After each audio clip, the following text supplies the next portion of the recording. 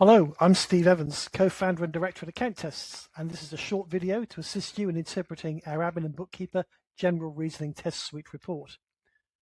You're most likely watching this with an identical report in front of you, so let's run through the pages and pick out the key features.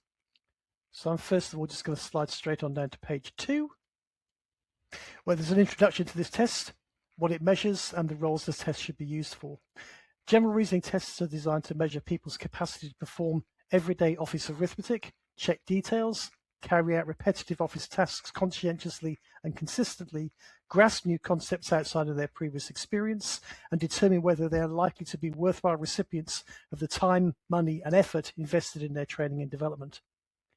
In accounting and bookkeeping environments, these tests are typically used for admin support, processing, and bookkeeper roles, as well as school leaver roles and graduate roles, as no prior knowledge of either bookkeeping or administration is required to complete this test suite.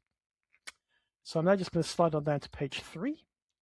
At this point, we've got a description of the norm group for each of the tests, which are a mixture of bookkeepers, admin staff, school leavers, graduates, and accountants.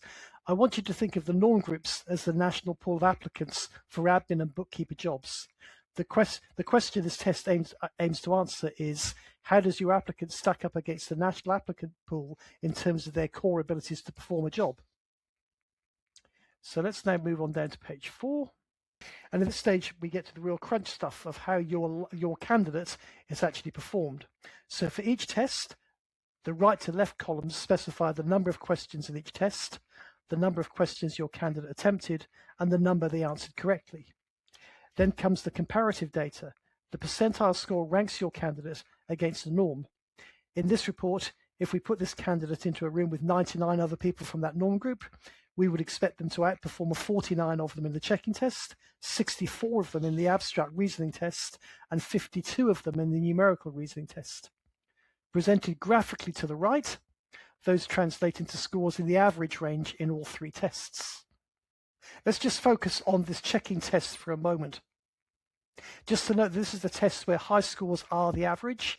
This candidate attempted all of the 25 questions and got 19 of them correct. Getting 13 out of the 25 questions would be a low score in this test.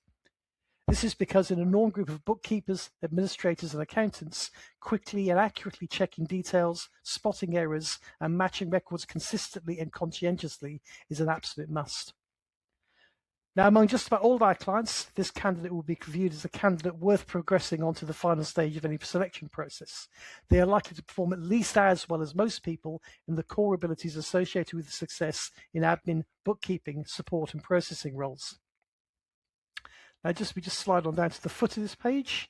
There's a guide to each of those measures just for your future reference. But I'm now going to move on to page 5, where the graphical scores are presented in text, firstly setting out what each of the tests measure and then describing the candidate's score. On to page 6, that information is presented slightly differently, in that it presents you with actual interview questions that you can use to explore any concerns you may have in a candidate's test scores. You also get a space below for your notes. Most of our clients only use these interview notes where candidates have average or low scores. And then just on to page 7, provides an overview of training and development suggestions and recommendations for candidates and their managers to use to assist in continuous improvement of general reasoning abilities. And on the back page are our contact details. Now, just in case you have any questions or queries on this video, do get in touch. You've got an email right there to do so through our help. That will come through to me. And in the meantime, many thanks for watching and happy hiring.